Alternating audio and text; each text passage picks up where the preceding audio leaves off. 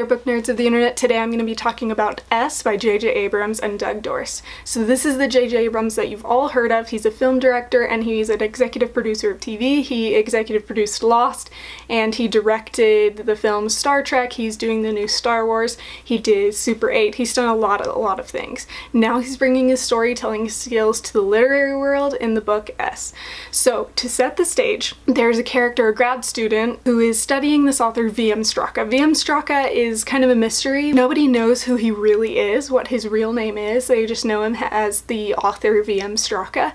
And so he's studying this author in grad school and he gets kicked out of grad school by his very own professor supervisor who steals all of his research and is working on publishing a book on V.M. Straka based on a lot of this research that this student Eric did. And so Eric is furious and he's going through the latest book by V.M. Straka, the last book by V.M. Straka called Ship of Theseus. And so he's going through it and he's trying to figure out who V.M. Straka is if he can. He's trying to get as many details out of this book as possible so that he can come up with, you know, some kind of theory, some kind of situation where he can like either publish before the professor or invalidate the book that his professor publishes or something of that nature. And as he's doing this, he's sneaking onto campus to get their resources because they have a lot of resources, which is why he went there in the first place. So he's sneaking onto campus and one day he leaves his book, Ship of Theseus, and he leaves it in the library. And so a girl named Jen finds it. And so Jen finds the book and she starts reading it and she finds a note near the beginning of the book that says, "If found, please return to workbench B19, main library, Pollard State University." So she leaves it there and she leaves a note saying like, oh, the book was super interesting, I didn't quite finish it, but I saw that I should return it, so I returned it. So Eric writes a note back and leaves it for her to find saying, oh no, like go ahead, read it, like I want you to enjoy this work, that kind of thing. And so they start writing notes back and forth as she's reading it and as she starts learning about this situation with this professor, she wants to help. And so they both start writing back and forth, both about who V.M. Straka could be and then situations happening in their own lives. And so they start getting to know each other better and all of those things. Very, very interesting. So how to explain this book? That whole storyline I just told you about, that's just the notes in the pages. That's only one of the 3 stories going on here. So that's not even the novel. That's the notes between the people reading the novel. So you get to read the novel and all about that character, whose name is S, which is the name of this whole fictional entity. But there's also the kind of a little bit of a storyline between V.M. Straka and his translator FX Caldieri, which Jen and Eric start discovering throughout the book to help you discover what kind of dialogue is happening there between the author and the translator. So lots is going on here. So that was Jen and Eric. Their storyline is really, really cool. Eric is really reserved, and so he starts to open up to Jen very slowly, and then eventually Jen starts opening up more to Eric, and you didn't even realize that she needed to, but she actually has quite a lot of dramatic things happen to her. Anyway, so to talk about the actual novel, Ship of Theseus, S, whatever you want to call it. So there's the character S, who finds himself in this nautical town. He doesn't know who he is, he doesn't know where he came from, he doesn't know how he got in that city. But he's there, and so he's wandering around trying to remember, trying to find something familiar, and he walks into a bar and he sees a woman that he thinks he might recognize. So he goes up to her and he sits at her table and is about to talk to her when he's like kidnapped off the spot. Like they just like blindfold him and they just take him off and he wakes up on like a boat, on like a pirate ship, and it's a really creepy ship. The people who are manning the boat all have their mouths sewn shut, like Coraline style, like holes in their lips with thread weaving their way through. But like there's not very much information, he just has to stay there, he doesn't even have to work, he just has to be there. And he's not allowed down into the ship because there's stuff going on down there that he's not allowed to know about. And eventually they end up crashing and he swims to shore and he gets to this other city and there's like a riot happening and the people in the riot don't quite trust him, so they kind of take him because they think he might be a spy.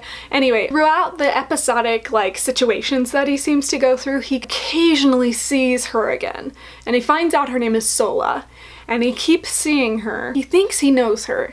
He's not sure how, but he thinks he knows her, and just the whole story is very mysterious. You never quite get a grip on the story almost. You're like S.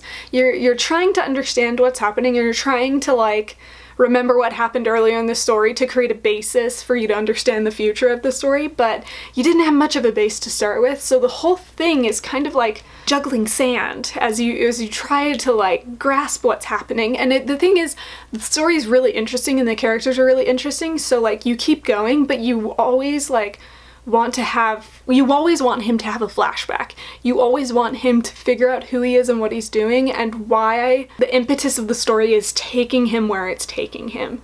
The whole thing feels nostalgic. It's a little bit of like a mirage where you're not quite sure what you're seeing. Is this a dream? Is he in some kind of virtual reality? Like, is this his life? Is this what life is like in this universe? All of the writing makes you feel like you're having deja vu as you're reading, or like the characters having deja vu constantly, which is like disconcerting as well as like extremely fascinating. Like, you don't quite know how to take it, at least for me.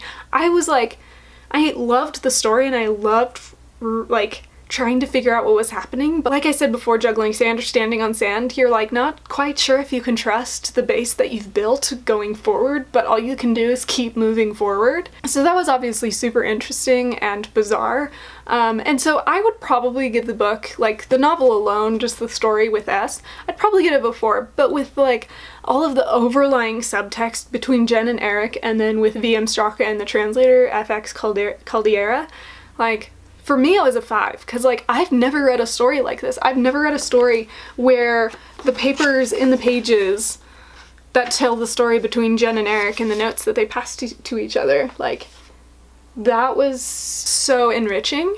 I've never quite had a story with so many layers, and I loved that. I personally found it to be super delightful. And there are a couple ways to read it, just so you know. There's not one right way. You can read the notes in the side and the notes left in the pages as you go. I personally read the novel first, and then I went back and read all of the notes and attachments involved. And just so you know, the notes that are written in black and blue, if you can see that, they're black and blue right there. Those are the first set of notes that they wrote to each other. So that's like, there's kind of a timeline to the notes. So those colors are the first colors. So on this page, it's full of orange and green. So that's the second set of colors. So third is red and purple. So you can see the red and purple notes there. And then last are notes that are black and black. So right here you can see, like, yeah, in the first set of notes, Eric wrote in black and Jen wrote in blue, but in this last set, Jen wrote in black as well. And so you can see her cursive is in black, as well as his writing is also in black. So yeah, those are just a few quick notes. I know some people, yeah, like I said, they read the notes as they go. I read the book and then I read the notes, but it's really up to you and how you want to consume this story. So all in all, I really, really enjoyed this book.